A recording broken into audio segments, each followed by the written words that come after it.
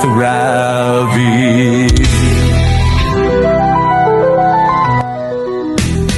Talk with Ravi.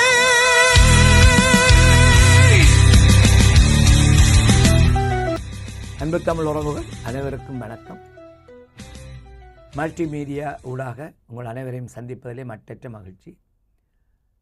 பல பிரமுகர்களை நாங்கள் இந்த நிகழ்வின் ஊடாக சந்தித்திருக்கின்றோம். இன்று சற்று வித்தியாசமான ஒருவரை ஆஸ்திரேலியா மெல்பர்னில் இருந்து கேரளாவுக்கு வருகை தந்திருக்கின்ற ஜெயராம் ராமநாதன் என்கின்ற பெயரையுடைய ஜெயராஜா ராமநாதன் என்கின்ற பெயரையுடைய ஜெயராம் என்று அழைக்கப்படுகின்ற ஒரு மிகச்சிறந்த சிந்தனையாளரை மிக துணிச்சலுடன் ஒரு மிகப்பெரிய சிறப்பான நூலை எங்களுக்காக ஆக்கி தந்திருக்கின்ற இந்த படைப்பாளியை எங்கள் கலையத்திலே சந்திப்பதிலே மற்றற்ற மகிழ்ச்சி அடைகிறோம். இனிய மாலை வணக்கம் ஜெயராம். உங்களுக்கு வணக்கம். அனைத்து யுகம் வானொலி தொலைக்காட்சி நேயர்களுக்கு என்னுடைய மாலை வணக்கத்தை தெரிவித்துக் கொள்கின்றேன். நன்றி. நெடுந்தீவு மக்களுக்கும் மண்ணுக்கும் ஒரு பெருமை இருக்கிறது. பலர் இந்த ஆன்மீகமாக இருக்கட்டும், எழுத்துத்துறையாக இருக்கட்டும், அரசியலாகட்டும், எல்லாவற்றிலும் ஒரு முதன்மை ஸ்தானத்தை பெற்றிருக்கிறார்கள். எடுத்துக்காட்டுக்கு இன்றைக்கு சந்திரகாந்தன் அவருடைய பேராசிரியர் சந்திரகாந்தன் ஐயாவுடைய அப்பா அமுது அவர்கள் செவாலியர்ஸ் விருதினை பெற்ற ஈழத்து தமிழ் மாவட்ட பெருமையாக சொல்லலாம். அதே போன்று நீங்கள் குறிப்பிட்ட நெடுந்தீவில் தான் இலங்கையின் முதல் பெண் ஆண் என்றபடியாக நாங்கள் கிராம சபை தலைவியாக தேர்ந்தெடுக்கப்பட்டவர். அவருடைய பேரை சொல்லுங்கள். அமரர் செல்லம்மா நாகேந்திரன். அமரர் செல்லம்மா நாகேந்திரன். அவருடைய மகளும் ஒரு சிறந்த ஆசிரியராக பல்லாயிரக்கணக்கான மாணவர்களை உருவாக்கிய பெருமைக்குரியவர். இதில் ஒரு குறிப்பிட்ட ஒரு செய்தியை சொல்லியாக வேண்டும். அவருடைய பேரப்பிள்ளை, அதாவது மகளுடைய மகள் இந்த ஆண்டு நடைபெறவிருக்கின்ற தேர்தலிலே மார்க்கம் தொகுதியில் 5ஆம் வட்டத்தில் தேர்தல் மிக வயதிலே குறைந்தவர் தாமிரா ரஜீவிகரன் தேர்தலே களமிறங்கியிருக்கிறார். கல்வியாலும் சரி, ஆன்மீகத்திலும் சரி, எல்லாவற்றிலும் நெடுந்தீவு மக்கள் முதன்மையாக இருக்கிறார்கள். அதில் நீங்களும் ஒருவராக கணிக்கப்படுகிறீர்கள். எத்தனை ஆண்டு காலம் நீங்கள் வெளிநாட்டிலே வாழ்ந்திருக்கிறீர்கள்? உங்களுடைய புறப்படம் நெடுந்தீவு? எனது புறப்படம் நெடுந்தீவு. அங்கே தான் கல்வி கற்றேன். மல்லாகத்திலேயும் கல்வி கற்றிருக்கிறேன். என்னுடைய தாயார் அங்கு ஆசிரியராக கடமையாற்றிய பொழுது அங்கிருந்திருக்கிறேன். பிற்பாடு நெடுந்தீவு மகா வித்தியாலயத்தில் என்னுடைய இடைநிலை கல்வியை அங்கிருந்து முடித்து கொண்டு பிறகு யாழ்ப்பாணம் ஸ்கந்தோருதியா கல்லூரியிலும் கொழும்பு அக்வினஸ் பல்கலைக்கழக கல்லூரியிலும் முடித்து கொண்டேன். அதாவது இன்னும் ஒரு செய்தி என்னுடைய செவிகளுக்கு கட்டியது, உங்கள் குடும்பத்திலேயே 7 பேர் ஒரே தரத்தில் பள்ளிக்கூடத்துக்கு சென்றீர்கள். அந்த விவரத்தை இருக்க சொல்லுங்கள். ஒரு கட்டத்திலே என்னுடைய தந்தையாரும் தாயாரும் உழைப்பாரி விட்டார்கள். அவர்கள் பிரைமரி ஸ்கூல் தலைமை ஆசிரியராகவும் இருந்தவர்கள். அவர்கள் போகிற பொழுது கடைசி கட்டத்திலே நாங்கள் சில பிள்ளைகள் அந்த பாடசாலையிலே ஆசிரியராக போனோம். என்னுடைய மூத்த சகோதரி உப அதிபராகவும் அவருடைய கணவர் அதிபராகவும், மற்றது நானும் எனது மனைவியும், நான் ஆங்கில ஆசிரியராகவும் நான் விஞ்ஞான ஆசிரியராகவும் மனைவி ஆங்கில ஆசிரியராகவும், மற்றது என்னுடைய தம்பி மேத்ஸ் டீச்சராகவும் கணித ராகவும் கடமையாற்றினார். அத்துடன் எனது மச்சானும் என்னுடைய முதல் மச்சானும் யாழ்ப்பாணத்துக்குரியவர். ஆனால் அவரை நான் நெடுந்தீவு மகா வித்தியாலயத்திலே கொண்டு வந்து வச்சேன். அவர் என்னோடு இருந்து போனார். ஒரே தரத்திலே 6 பேர் அந்த பாடசாலைக்கு போனோம். காலையில் 6 பேராக போவீங்க. அது கொஞ்சம் பிரச்சனையாக வந்தது. பிறகு பார்லிமெண்ட்டில் அது பற்றி எங்களுடைய கல்வி மந்திரி ஒரு கேள்வியை கேட்டார் காப்புரத்தினம் ஐயா அவர்களிடம். என்ன ஒரு கூரைக்குள்ளே இருந்து 6 பேர் பள்ளிக்கூடத்துக்கு போயினோம் என்று சொல்லி அவர் சொன்னார், நீங்கள் ஆளை தந்தால் நாங்கள் மாற்றி விடுகிறோம் என்று சொல்லி. ஆனால் ஒரு ஆசிரியரை கண்டுபிடிப்பது மிகவும் கடினமானது. அந்த காலத்தில் அது பெருமைக்குரிய விஷயம். ஒரே குடும்பத்தில் 6 பேர் கல்வித்துறை சார்ந்து போகிறோம். உண்மையில் அது பெருமைக்குரிய விஷயம். நாங்கள் பாராட்டி ஆக வேண்டும். சரி, எப்படி நீங்கள் அங்கிருந்து பிறகு எங்கே சென்றீர்கள்? அங்கே கடமை ஆற்றிய பிற்பாடு நான் நோர்வேக்கு 87ஆம் ஆண்டு ஆசிரியராக சென்றேன். மாணவனாக சென்றேன். அங்கு நான் அந்த மொழியை கற்ற பிற்பாடு வர்த்தக துறையிலே கல்வி கற்றுவிட்டு அப்போ பின்னர் நான் ஆஸ்திரேலியாவுக்கு 97ஆம் ஆண்டு என்னுடைய ஒரு சகோதரியார் கணவர் அங்கு இருந்தவர்கள் அவர்கள் எங்களை அழைத்து கொண்டார்கள். அந்த அழைப்பின் நிமித்தமாக நாங்கள் குடும்பமாக அங்கு சென்று ஆஸ்திரேலியா போயிட்டு அப்போ சரித்திரத்தில் வார மாதிரி சாவித்திரி மாதிரி உங்களை விடாமல் எல்லா இடமும் உங்களோட பின்தொடர்ந்து இருந்திருக்கிறது. அருமையான குடும்பம். சரி, இன்னொரு விஷயம், நீங்கள் இப்பொழுது ஒரு அருமையான பணியை ஆற்றியிருக்கிறீர்கள். அதாவது இந்த நூல் பற்றியும் இந்த நூலினுடைய கதாநாயகரை பற்றியும் சொல்லுங்கள். எங்களுடைய மக்களுக்கு ஒரு முறை இதை காட்டுங்கள். இது உங்களுக்குரிய இது இலங்கைக்கு வந்த முதல் அமெரிக்க மிஷனரி, அதாவது medical missionary, American medical missionary John ஸ்கடரை பற்றிய ஒரு வரலாற்று நூல். அவரை பற்றியது மட்டுமல்ல, அவருடைய பேரனார் தகப்பனார் ஒரு பிரபல அட்வொகேட் நியூயார்க்கில். அவருடைய தகப்பனார் நெத்தானியல் ஸ்கடர் என்று சொல்லி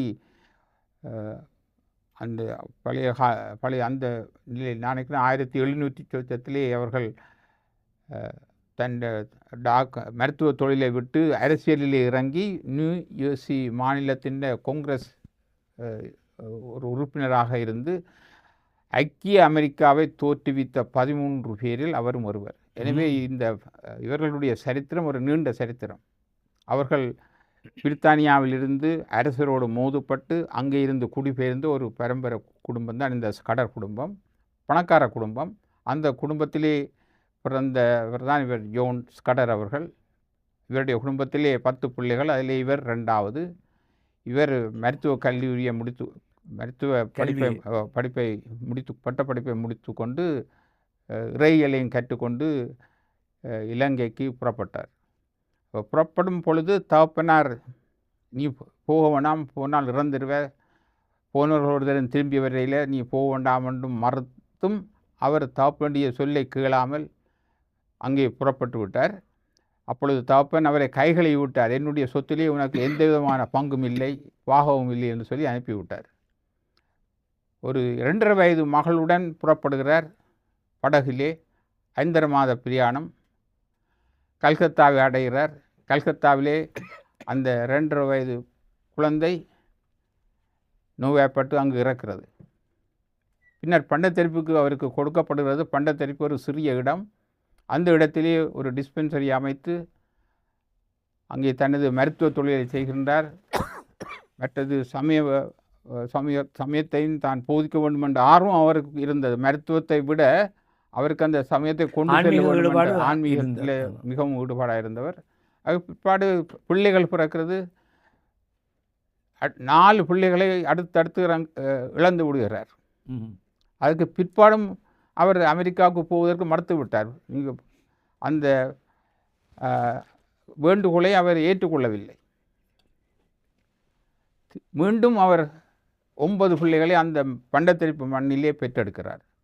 கடைசி மகள் 10வது மகள் மதுரையிலே பிறக்கிறாள். எனவே 10 பிள்ளைகள். அதிலே கடைசியாக ஒரு பிள்ளை நியூயார்க்கிலே நீந்த போன இடத்துல 23 வயசு அந்த பிள்ளையும் இறந்து விடுகிறது, சாமுவேல். மிகுதி 9 பேரையும் இவ்விரண்டு பேராக படகிலே கேப்டனோடு அனுப்பி வைத்து, அதாவது அமெரிக்காவுக்கு அனுப்பி வைத்து அங்கு பட்டப்படிப்பை முடித்து கொண்டு அனைவருமே திரும்பி வந்து இலங்கையிலும் தென்னிந்திய மண்ணில், அதாவது குறிப்பாக தமிழர் மண்ணில் அவர்கள் ஆனவருக்கு கீழே பிரிட்டிஷார் போக விடையிலே. அதனுடைய அவர்கள் யாழ்ப்பாண குடாநாட்டை சுற்றியே அவர்கள் 13 வருடம் சேவை செய்த பிற்பாடு மிகுதி ஒரு 20 வருடம் தமிழ்நாட்டிலே, அதாவது மதுரை, அந்த நேரம் தென்னகம் என்று சொல்கிறது மதராசன்ற ஆந்திரா, கர்நாடகா, கேரளா, மற்றது இப்போது இருக்கிற தமிழ்நாடு ஒன்றாக இருந்த காலத்திலே இருந்திருக்கிறார். மற்றது மெட்ராஸ் கிறிஸ்டியன் காலேஜ் ஆரம்பிக்கப்பட வேண்டும் என்று சொல்லி அதுக்கும் போராடித்தான் அந்த பாடசாலையை, அந்த கல்லூரியை அவர் அமைத்திருக்கிறார். பல இலங்கையர்கள் அங்கே கல்வி கற்றிருக்கிறார்கள். இதில் இன்னொரு விசேஷம் என்னென்று சொன்னால், இவருடைய கடைசி மகன் யோன் ஸ்கடர் ஜூனியர், அவரும் ஒரு டாக்டர். அவருடைய பிள்ளைகளில் ஒருவர் ஈடா ஸ்கடர் என்று சொல்கிறோம், அல்ல ஐடா ஸ்கடர் என்று சொல்லலாம். ஈடா ஸ்கடர் தந்தையிடம் சொல்கிறார், நான் அமெரிக்கா போய் திருமணமாகி அங்கே வாழுகிற குடும்பம் மாதிரி நானும் வாழ வேணும். இந்த மண்ணிலே இருந்து அற்ப ஆயுளிலே மடிந்து போகிறதுக்கு நான் தயாரில்லை, என்னை விட்டு விடுங்கள் என்று சொல்லி தாய் தந்தையோடு முரண்பட்டு கொண்டு போகிறார். போனவர் தன்னுடைய தாய் சுகஈனமற்று இருக்கிற பொழுது தாயை பார்ப்பதற்காக மதுரைக்கு வருகிறார். ஒரே இரவிலே 3 கர்ப்பிணி பெண்கள் இறப்பதை காண்கிறார். காரணம், அவருடைய தந்தையார் ஒரு ஆண் டாக்டர், அவரை மருத்துவம் பார்ப்பதற்கு அங்கே வந்தவர்கள் அனுமதிக்கவில்லை. அதிலும் பார்க்க என்னுடைய மனைவி இறந்தால் நல்லது என்று சொல்லிவிட்டே போய்விட்டார்கள். அந்த 3 பேரும் இறந்த பிற்பாடு அடுத்த இரவு தூங்காமல், அடுத்த பகலிலே தூங்காமல் இருந்து நான் இதற்காக வந்தேன் என்று சொல்லி அந்த பெண் திரும்ப அமெரிக்காவுக்கு சென்று அங்கு பெண்களுக்கான மருத்துவ கல்வியை ஆரம்பித்து அதிலே படித்து திரும்ப இந்தியாவுக்கு வந்து முதல் மருத்துவச்சிகள், அதாவது நர்சிங் ஸ்கூலை ஆரம்பிக்கிறார். தகப்பனும் இவரும் சேர்ந்து டாக்டர்களாக பணிபுரிகின்றனர். அப்போ மருத்துவச்சிகளை தோற்றுவித்தால் பிள்ளை பேர் பார்க்குறது லேஸ் என்று சொல்லி நர்சிங் ஸ்கூலை ஸ்தாபிக்கிறார். அதுக்கு பிற்பாடு பெண் மருத்துவர்களை உருவாக்குவதற்கு பெண் மருத்துவக் கல்லூரியை இந்தியாவிலே முதலாக ஸ்தாபிக்கின்றார். அவர் இறக்கும் வரை திருமணமே ஆகவில்லை. மகனுக்கு இல்லை இந்த ஈராஸ் கடல் வந்து அவர் திருமணமாகவில்லை. அவர் இறக்கும் பொழுது 90 வயது. அதுதான் வேலூர் மெடிக்கல் காலேஜ்னு சொல்லி இப்போது ஆண்களும் பெண்களும் கல்வி மருத்துவர்களாக கல்வி கற்று வெளியே வருகிறார்கள். முதல் அது பெண்களுக்கான மருத்துவக் கல்லூரியாக இருந்தது. பிற்பாடு ஆண்களும். என்னுடைய உறவினர் ஒருவர் அங்கே கற்று இந்த புத்தகத்திலே எழுதியிருக்கிறார். டாக்டர் சந்திரபால், மிக பிரபல்யமான டாக்டர். அவர் தற்பொழுது இங்கிலாந்திலே இருக்கிறார், லண்டனிலே. இந்த நூலிலே அவருடைய ஒரு ஆகவே இந்த ஒட்டுமொத்த அவருடைய வரலாற்றை நீங்கள் ஒரு புத்தகமாக எங்களுடைய மக்களுக்காக அவரை நீங்கள் சொல்லுகின்ற வரை நான் இந்த புத்தகத்தை பற்றி அறியவில்லை, அவரை பற்றி அறிந்திருக்கவில்லை. எவ்வளோ ஒரு நல்ல சிறந்த பணியினை நீங்கள் ஆற்றியிருக்கிறீர்கள் என்பது இது ஒரு நல்ல எடுத்துக்காட்டாக இருக்கிறது. அதாவது இலங்கைக்கு வந்த முதல் மருத்துவர் டேவிட் லிவிங்ஸ்டன் என்று சொல்லி பிரிட்டிஷ்காரர். அவர்தான் என்று சொல்லி ஒரு பிரிட்டிஷார் ஒரு பரப்புரையை இதுவரை காலமும் செய்து வந்தனர். ஆனால் முதல் மருத்துவர் இவர்தான். இவர் 1820 19 புறப்பட்டு 20 இலங்கையில் கடமையாற்ற தொடங்கியவர். அந்த காலத்திலே டேவிட் லிவிங்ஸ்டன் மருத்துவத்துறைக்கு வரவில்லை. ஒரே ஒரு கேள்வி ஜெயராம் அவர்களே, கிட்டத்தட்ட இந்த புத்தகத்தை நீங்கள் சொல்வதை பார்த்தால் எத்தனை ஆண்டு கால வாழ்க்கை வரலாற்றை இந்த புத்தகம் கொண்டிருக்கிறது? இது நான் நினைக்கிறேன் இதிலே என்ன இப்போ 200 ஆண்டு நிறைவு விழா வருகிற பொழுது 2020, அதாவது 1820 ஆரம்பித்தவர் 2020 200வது ஆண்டு விழா முத்திரை வெளியிட்டவர்கள் இலங்கையிலே. அதற்கு நினைவுரை ஆற்றுவதற்காக ஒரு கட்டுரை எழுதி தர சொல்லி கேட்டார்கள். நான் வழமையாக அவர்கள் கேட்டால் தமிழிலே எழுதி கொடுப்பது வழக்கம். அப்போ நான் இதை ஒரு கிழமைக்குள் எழுதி தரலாம் என்று சொன்னேன். ஆனால் இவர்களுடைய அந்த ஜேர்னல்ஸ், அதாவது ஜோன்ஸ் கடர் மற்றது அவருடைய மனைவியினுடைய ஜேர்னல்ஸ் எடுத்து பூஸ்டன் லைப்ரரியிலிருந்து எடுத்து பார்த்தால் அவர்கள் ஒவ்வொரு நாளும் அவர்கள் டைரி என்னென்ன செய்தார்கள் என்று பார்த்தால் அது ஒரு பெரிய கடல். அதுக்கு முடிவே இல்லை. எங்கே ஆரம்பிக்குது என்று சொன்னால் 1600களிலிருந்து ஆரம்பிக்குது. கத்தோலிக்கத்தில் இருந்து புரொட்டஸ்டன்ட் வருகிறது. அதிலே தொடங்கி அப்படியே வந்து கடைசியாக வேலூர் மெடிக்கல் காலேஜ் ஸ்தாபிக்கும் வரைக்கும் இதில் இருக்கிறது. மற்ற USA ஃபோன் பண்ண பொழுது, அதாவது ஆங்கிலோ அமெரிக்கன் வார் நடந்த அதுவும் இங்கே குறிக்கப்பட்டிருக்கு. அதிலே தான் அவருடைய பேரன் மரித்தவர், குண்டடிப்பட்டு. அவர் ஒரு வைராக்கியமான வெரி ஸ்ட்ராங் பீப்புள். அவர்களுடைய பரம்பரைய ஒரு வைராக்கியம் இல்லாவிட்டால் 4 பிள்ளைகள் இறந்த பிற்பாடும் அந்த மண்ணிலே மேலும் 10 பிள்ளைகளை பெற்று வளர்த்து எடுக்கிறது. அதுவும் 2 பிள்ளைகளை கப்பலிலே அனுப்புகிற பொழுது அந்த 2 பிள்ளை 5 மாதம் செல்லும் அங்கே சேருவதற்கு அமெரிக்காவில். அங்கே சேர்ந்துட்டார் என்று திரும்ப இங்கே நியூஸ் வரக்கு ஒரு 5 மாதம் எடுக்கும். அப்போ அந்த தாய் 11 மாதம் நித்திரை கொள்ளாமல் இருந்திருப்பாள். அப்படி இவ்விரண்டு பேரை அனுப்பித்தான் அவருடைய காப்பாற்றினார். இல்லைன்னு சொன்னால் அனைவருமே அந்த காலகட்டத்திலே இவர்களுக்கு அந்த அவருடைய சீதோஷ்ண நிலை, வெப்பநிலை, மற்ற உணவு இதுகள் ஒன்றும் அவர்களுக்கு ஒத்து வரவில்லை. மற்ற காலநிலை ஒத்து வரவில்லை. ஆனால் பிறகு பழக்கி கொண்டார்கள். அவர்கள் எல்லாரும் பைபிள் தமிழிலே மொழிபெயர்க்கப்பட்டதற்கு ஒரு மகன் அதிலே கடமையாற்றியிருக்கிறார் அந்த குழுவிலே. அவர் தமிழை அவர் எழுதுகிறார், பனையோலியை கிழித்து எழுதி நான் தமிழை கற்பித்தேன் என்று சொல்லி. அந்த காலத்தில் பிரிண்ட் பண்ணுற இதுகள் இல்லை. ஆனால் முதல் அச்சுக்கூடம் ஆரம்பிக்கப்பட்டது தெல்லிப்பள்ளையில். அப்புறம் இவர் 2வது மதுரையில் ஆரம்பிக்கிறார். அங்கே அவரோட சேர்ந்து இவரோட அந்த வின்ஸ்லோ அவருடைய மனைவி மிஸ்ஸஸ் வின்ஸ்லோ தான் உடுவில் கேர்ள்ஸ் காலேஜ் ஆரம்பித்தது. பண்டத்தரப்பு கேர்ள்ஸ் காலேஜை இவர் தான் ஆரம்பித்தவர். அப்போது பெண் பிள்ளைகள் போனால் ரோட்டில் போகிற பொழுது கல்லால் எறிவார்கள். எங்கடி போகிறீங்கள், எங்கே போகிறீங்கள். அந்த அந்த காலத்தில் பின்தங்கிய சமூகமாக இருந்த ஒரு காலம் படிக்க விடவில்லை. ஆண்களுக்கே கல்வி மறுக்கப்பட்டிருந்தேன்னு சொல்லலாம். அப்போ பெண்களுக்கு என்னென்று கல்வியை கொடுத்தார்கள். அப்போ யூனியன் காலேஜ் தான் முதலாவது கல்வி நிலையம் யாழ்ப்பாணத்தில்.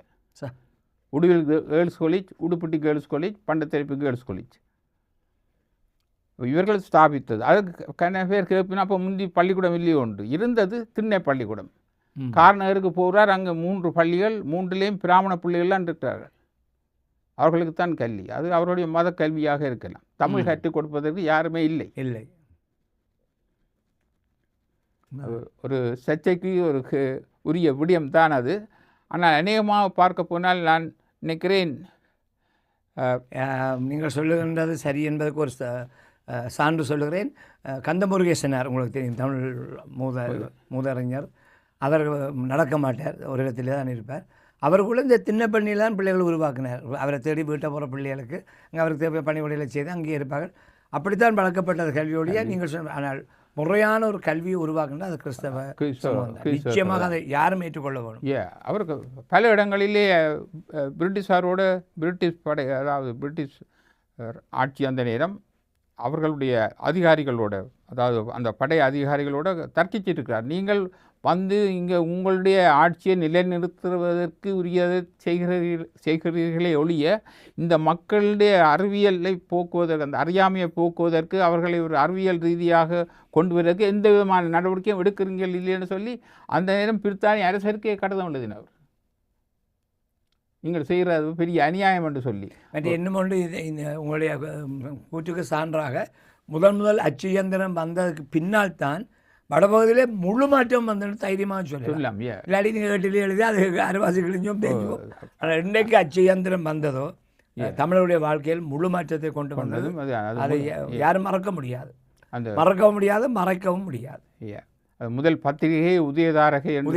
ஆமாம், நான் நினைக்கிறேன் பொன்னையா அவர்களால் வெளியே கொண்டு வரப்பட்டது. இருமொழி, ஆங்கிலத்திலும் தமிழிலும் உருவாக்கப்பட்டது. அப்படி இந்தியாவிலே மதுரையில் ஒரு அச்சுக்கூடத்தில் இவ்வளோ பெரிய சைவ பெரியான்னு போற்றப்படுகிற ஹார்மோனாவலரே இந்த அச்சு இயந்திரத்துக்கு பின்னால் தான் தன்னுடைய எண்ணங்களை வாழமாக இருக்க இதுவாக இருக்கலாம் அளவுக்கு அதிகமாக மக்கள் மத்தியில் கொண்டு செல்லப்பட்டன. நிச்சயமாக அச்சு இயந்திரத்தை கொண்டு வந்தவர்கள் நீங்கள் சொன்ன. ஆமாம். மற்றது கிறிஸ்தவ கல்லூரிகளிலே கற்றவர்கள் தான். இப்போ உதாரணமாக சேர் பொன் ராமநாதன் எடுத்துக்கொண்டு வந்தால் அவர் கிறிஸ்தவ கல்லூரியிலே கற்றவர். சேர் வைத்திலிங்கம் துரைசாமி ஊர்காவத்துறை ஆண்டனிஸ் காலேஜில் படித்தவர்கள். இவர்கள் பிறகு மெட்ராஸில் அவர்கள் பிரசிடென்ஷியல் காலேஜில் கல்வி கற்று ஆக்ஸ்போர்டுக்கு போனார் அவர். இவர்களை திரும்பி வந்து முதல் படித்த அறிவான அரசியல்வாதியாக இருந்தவர் சேர் வைத்திலிங்கம் துரைசாமி. நான் அவருடன் பேசியிருக்கேன், அந்த வாய்ப்பை எனக்கு கழட்டி இருக்கிறது. அவருக்கு ஒரு முறை பிரபு பட்டம் கிடைத்த பொழுது நாங்கள் அவரை போய் அப்போ நான் ஈழநாட்டில் வேலை செய்கிறேன். அங்கே அவருடைய வீட்டுக்கு அவர் இரவு போசன விருந்து அழைத்திருந்தார். அதற்கு போய் அதில் பங்கு வச்சிருக்கிறேன். யாழ்ப்பாணம் மணிக்கூட்டு கோவத்துக்கு நேர் எதிரில் அவருடைய வீடு, அழகான வீடு. இவர்கள் அரசியல் நிர்ணய சபையிலே அவர் ஒருவர் தான் தமிழராக இருந்தவர். அதுக்கு பிற்பாடு தான் அருணாசலம் அவர்கள், சேர் பொன் ராமநாதன் அவர்கள் வந்தது. பிற்பாடு யாழ்ப்பாண குடாநாட்டுக்கு ஒரே ஒரு அரசியல் பிரமுகர் சேர் வைத்திலிங்கம் துரைசாமி. அதுக்கு பிற்பாடு வடமராட்சி, தென்மராட்சி, யாழ்ப்பாணம், தீவுப்பகுதி என்று 4ஆக பிரித்து 4 பேர் அதற்கு அரசியலில் நுழைந்தவர்கள். இப்போ இவர்களெல்லாம் சேர் பொன் ராமநாதன் ஆக்கிய ராமநாதன் காலேஜ் வந்து அதற்கு அதிபராக இருந்தது 2 தலைமுறைக்கு 3 தலைமுறைக்கு வெள்ளைக்காரர்கள் இருந்தது. பழைய காலத்தில் பார்த்தோம்னால் அநேகமாக பார்த்தோம்னால் போர்த்துகேயர் வந்த கரையோர பகுதிகளெல்லாம் இருந்தவர்கள் 1505ஆம் ஆண்டு முதலாக இலங்கையில் காலடித்து வைத்தார்கள். வைத்தவர்கள் இங்கே வந்தது, அதாவது நெடுந்தீவில் வந்து இறங்கினது. அப்புறம் அங்கால ஹைட்ஸில், அப்புறம் இங்கால மன்னாரில், அப்படியே அங்கால சுற்றி முல்லைத்தீவு பக்கம் திருங்கோமடி அண்டு காளி அம்பாந்தோட்ட கரையோர பகுதியெல்லாம் போர்த்துகீச பள்ளிக்கூடங்களை ஆரம்பித்தவர்கள் கொஞ்சம். ஆனால் ஒன்று ஒரு சிறப்பு இந்த இடத்துல சொல்லி ஆகணும், எங்கெல்லாம் மேலத்தேர்த்தவர்கள் வந்து காலடி பாய்த்தார்களோ அங்கெல்லாம் கல்லூரிகளை கட்டியிருக்கிறார்கள். நிச்சயமாக அது மாஜினா காலேஜாக இருக்கட்டும், எங்கேயும் நீங்கள் சொன்ன மாதிரி நெடுந்தேவாக இருக்கட்டும், தாங்கள் கால் பதித்த இடங்களில் கல்விக்கு முக்கியத்துவம் கொடுத்து கல்வி சாலைகளை உருவாக்கி இருக்கிறார். யூனியன் காலேஜிலே வைஸ் பிரின்சிபலாக இருந்தவர் தான் முரண்பட்டு போய் அங்கே சைவம் மகாஜனா காலேஜை உண்டு பண்ணியது. முரண்படாடுகிறாங்க தமிழர் இல்லையே. அதே மாதிரி சைவ பரிபாலன இந்து மகாசபை என்று தான் ஆரம்பத்தில் இருந்தது. அப்புறம் அவர்கள் சைவ பரிபாலன சபை என்று பேர் மாற்றம் செய்தார். அது இந்துக்கள் வேறு, சைவர்கள் வேறு. தெரியுமா உங்களுக்கு? ஹிந்து போட் ராஜரட்னம் அவர் தான் அங்கே கல்விக்கு அதான் ஹிந்து போட் ராஜரட்னம் தலைவராக இருந்தவர். அவர் வந்த பிற்பாடு தான் இந்து பாடசாலைகள் ஆரம்பிக்கப்பட்டது. இப்போ நெடுந்தீவிலேயும் இப்போ நான் சொல்லப்போனால் இப்போ சில மகேஸ்வரி மங்கேற்கரசி என்று 2 பாடசாலை இருக்கிறது. அந்த 2 பேர்களும் வந்து ராஜரட்னத்தின் புதல்விகள் என்ற பெயர் பிள்ளைகள். மகேஸ்வரி மங்கேற்கரசி.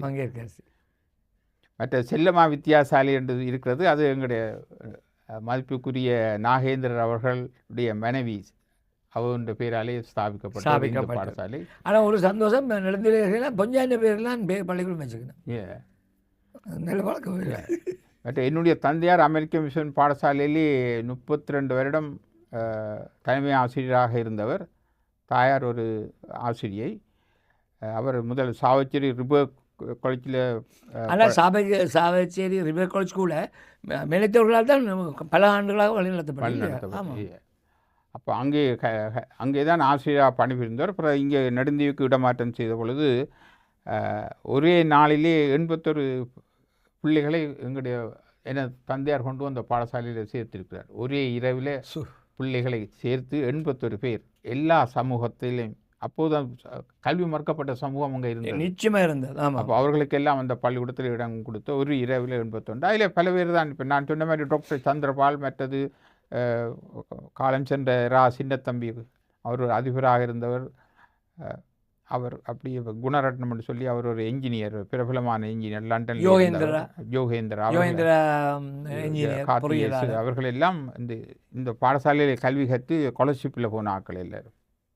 அதை இன்ட்ரடியூஸ் பண்ணதும் என்னுடைய தகப்பனார் தான் அந்த ஸ்காலர்ஷிப்பை கொண்டு வந்தது. ஆகவே இப்பொழுது இந்த நிகழ்வை பார்த்து கொண்டிருக்கிற ஒருவர்களுக்கு ஒரு நல்ல விடயம் உங்களுக்கு கிடைத்திருக்கும். அதாவது இவ்வளவு நீண்ட கால வரலாற்றை கொண்ட ஒரு நூலை, இந்த நூலை எழுதி முடிக்க உங்களுக்கு எவ்வளோ தேவைப்பட்டது? எனக்கு அது வந்து 2019 எழுதி சொல்லி கேட்டவர்கள் நல்ல காலம் கொரோனா வந்துட்டுது. நல்ல காலம். அப்போ 2 வருஷம் வெளியே போகலாது. எனக்கு ஆராய்ச்சிக்கு நல்ல போதிய அப்போ கொஞ்சம் அப்போ இந்த புத்தகத்தில் ஒரு கோனரில் கொரோனாவுக்கு ஒரு தேங்க்ஸ் பண்ணி போட்டுடுங்க. அப்போ ஆய்வு செய்து எல்லா இதிலும் தகவல்கள் எல்லாம் தகவல் எடுத்து ஒரு நூலாக்கி. மற்றது இதை நான் என்னுடைய மைத்துனர் ஃபாதர் சந்திரகாந்தன் அவர்கள் சொன்னார், நீ இதை கொண்டு வந்து இங்கே வெளியிடடாப்பா, இங்கே தான் தமிழாக்கள் இருக்கிறோம்னு சொல்லி 21ஆம் ஆண்டு நான் விமான டிக்கெட் எல்லாம் பதிந்து நானும் துணைவியாரும் வருவதற்கான ஏற்பாடுகளை செய்திருந்தோம். அந்த புத்தகத்தினுடைய ஒரு பிரதி எனக்கு அங்கே அனுப்பி வைத்திருந்தார்கள். அதிலே இர்ரன்னா டீனா, அதுக்கு கீழுக்கு கால் இழுக்கவில்லை. அதாவது அரவுக்கு மேலே குத்து, அரவுக்கு மேலே விசிறி போட்டு, இந்த கீழுக்கு கால் இல்லாமல். ஆனால் அப்படி ஒரு எழுத்து, அந்த மாற்றத்தை கொண்டு வந்தவர் எங்களுடைய அவரும் கிறிஸ்தவ பாதிரியார் தான். அந்த முந்தி நாங்கள் இர்ரன்னாக்கு குட்டு போடுற இல்லை என்ன உங்களுக்கு, அதை மாற்றம் செய்தவர் எங்களுக்கு தேம்பானியை கொண்டு வந்த, தேம்பானியை தந்த அந்த இத்தாலிய நாட்டை சேர்ந்த கால்வெல் போப். நாங்கள் அதை அவரை தமிழில் வேறு பேர் சொல்லி அழைக்கிறோம். வேட்டி காட்டி தான் இருப்பார் தமிழ்நாட்டில் வேட்டியோட. அதே கிறிஸ்தவர்கள் தமிழை நிறைய நாங்களே படிப்பிச்சிருக்கோம். என்ன மக்களுக்கு ஒரு என்ன அறிவு வர வேணுமென்று விரும்பினார்கள். என்ன இவர் இதில் நூலிலே இருக்கிறது. இவர் ஒரு திருவிழாவை பார்க்குறார், சுவாமி வலம் வருகிறது. அவருக்கு ஒரு ஆச்சரியமாக இருக்கிறது. அதில் ரெண்டு ரெண்டு நான் நினைக்கிறேன் ஒரு பூனை உண்டு, அப்புறம் அங்கால இன்னொன்று எலி உண்டு, ரெண்டு இருக்குது. அதுக்கு மேலே இருக்கிறார்கள். ஒரு வாகனம் வருகிறது. இவருக்கு பெரிய ஆச்சரியமாக இருக்குது. இது என்னண்டே விளங்கையில் அவருக்கு. பூனை வெளியும் என்னதுக்கு இவரோட வரணும் என்னட்டு அவர் நான் பூனை எலி என்று நான் நினைக்கிறேன். அவர் பார்த்தையில் அவர் டைரியில் எழுதியிருக்கிறார் அந்த மாதிரி. ஆனால் அது பூனை எலி வாகனம் இருக்குது. பூனவானம் இல்லை. பூனே வேறு மாதிரி ஏதும் இவர் ஐடென்டிஃபை எந்த சாமி வந்தால் அதுக்கு மேலே வந்த சாமி எந்த சாமி இந்த மேலே வந்தது அவர் சொல்லி அது நான் நினைக்கிறேன் தெல்லிப்பள்ளியில் இருந்தது. தெல்லிப்பள்ளியிலிருந்து வருகிற பொழுதுதான் அவர் அதை காணுறார். ஏன்னா இதுவரையில் நான் பூனையை எந்த கோயிலும் வாகனம் ஆகினதை நான் பார்க்கலையே. நானும் தாய்லாந்து நாட்டில் பூனைக்கு செய்ய மதிப்பு கொடுப்பார்கள். அது திருவிழா அந்த காலத்தில் 800 அது இருந்து புறம் மாற்றப்பட்டதோ சரியில்லையே.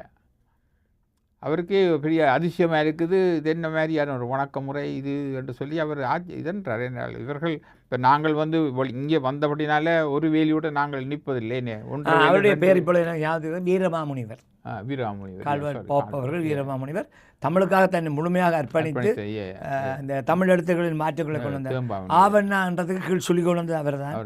ஈஎன்னான்றதுக்கு 2 புள்ளி கொண்டு வந்தது அவர் தான். தமிழ் எழுத்துக்கள் மற்ற ஏஎன்னாவுக்கு முந்தி ஏனாக்கு மேலே புள்ளி இருக்கிறது. அதுக்கு கால் வச்சவர் வீரமாமுனிவர்.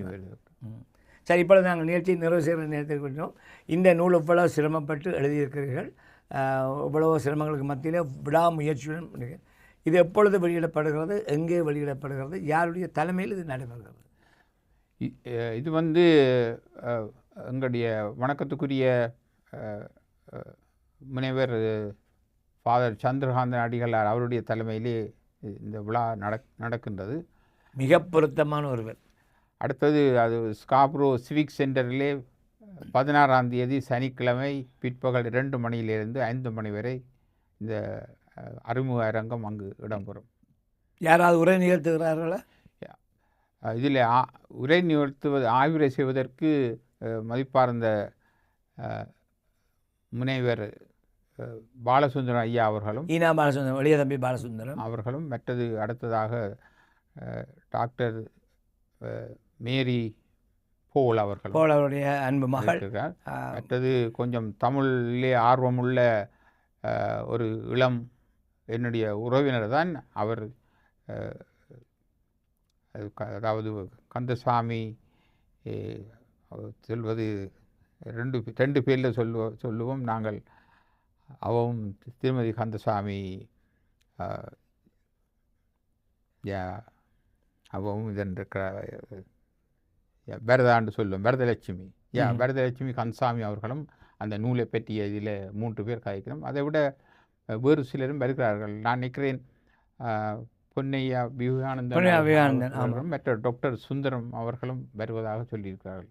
அப்போ அவர்களுக்கு நாங்கள் இந்த நூலை பற்றியில் ஒரு பாராட்டுரை அப்படியான இதை கொடுப்பதற்கு தீர்மானம். இன்னும் நாங்கள் நிகழ்ச்சி நேரத்தில் தயாரிக்கவில்லை. நல்லது. நாங்கள் நிகழ்ச்சியை நிறைவு செய்த நேரம் சிரமம் பாராது பல ஆண்டுகள் தொடர்ச்சியாக நீங்கள் இந்த முயற்சி இன்றைக்கு அது வெளிவரப்போகிறது. ஒரு பயனுள்ள புத்தகமாக நிச்சயமாக தமிழருடைய வரலாற்றை நீங்கள் அதுக்கு எந்த சாயமும் பூசாமல், எந்த சமய சாயமும் பூசாமல், இதுக்குள்ளே என்ன சொல்லப்பட்டிருக்கிறது, தமிழுக்காக தங்களை அர்ப்பணித்து வாழ்ந்த ஒரு உத்தமர், வணக்கத்திற்குரிய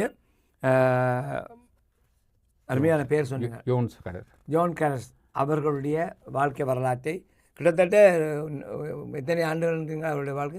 அவர் 1793ஆம் ஆண்டு பிறந்து 1855ஆம் ஆண்டு மரித்தவர். அதுவரை இந்த இதில் இருக்கிறது. ஒரு பெருமதியான புத்தகம். எல்லோரும் இதை பெற்றுக்கொள்ள வேண்டும். இந்த எழுத்தாளருக்கு உங்களுடைய ஆதரவை தர வேண்டும் என்று உங்கள் அனைவரையும் அன்போடு வேண்டிக் கொண்டு நிறைவாக எங்களுடைய பார்த்து கொண்டிருக்கிற உறவுகளுக்கு இப்போ சோஷியல் மீடியா வழியாக அத்தனை பேரும் பார்த்து கொண்டிருக்கிறார்கள். அவர்களுக்கு என்ன சொல்ல விரும்புகிறீர்கள்? ஆனால் தண்டை பேரை சொல்ல நினைச்சு ஒரு ஆள் முகத்தை மறைக்க பார்க்கலாம். நாங்கள் அவருடைய பேர் சொல்லவே மாட்டோம். மற்ற பொதுவாக சொல்லுங்க, யார் யாருக்கு நான் சொல்லுவோம். இதற்கு உண்மையிலேயே இதற்கு நன்றி சொல்ல வேண்டியது நெடுந்தீவு மக்கள் ஒன்றியம். அவர்கள்தான் மும்முரமாக இதற்குரிய வேலைகளை செய்கிறார்கள். மற்றது என்னுடைய உறவுகளும் என்னுடைய என்னுடைய எனது குடும்பத்தின் மூத்த அண்ணனும் எனது குடும்பத்தின் இளைய தம்பியும் இருவரும் இங்கே தான் இருக்கிறார்கள். அவர்கள் மற்றது என்னுடைய புறா மக்கள் மற்ற ஒன்றுவிட்ட சகோதர சகோதரிகள் அவர்களுடைய ஆதரவுகள் மைத்துனர்கள் மச்சான் என்று என்னுடைய நெடுந்தீவு மக்கள் ஏராளமாக இருக்கிறார்கள். ஏராளம் என்று சொன்னால் நான் இன்னொன்று சொல்ல விரும்புகிறேன். நான் படிக்கிற காலத்திலே 4 ராஜாக்களும் ஒரு சிங்கமும் தான் போட்டி போட்டுக்கொண்டு இருக்கும். யார் 1 2 3 4 5 அதுக்குள்ளே மாறி மாறி வரும். 4 ராஜாக்கள் என்றால் ஒன்று நான் ஜெயராஜா, மற்றது 2வது சண்முகராஜா, அடுத்தது மாவெளி மைந்தன் சண்முகராஜா, அடுத்தது மகேந்திர ராஜா, அடுத்தது துரை ராஜா, அடுத்தது ஒரு சிங்கம் தர்மகுல சிங்கம். அதில் மகேந்திர ராஜா அவர்கள் 26ஆம் தேதி ஆஸ்திரேலியாவிலே 3 நூல்களை வெளியிட்டார்.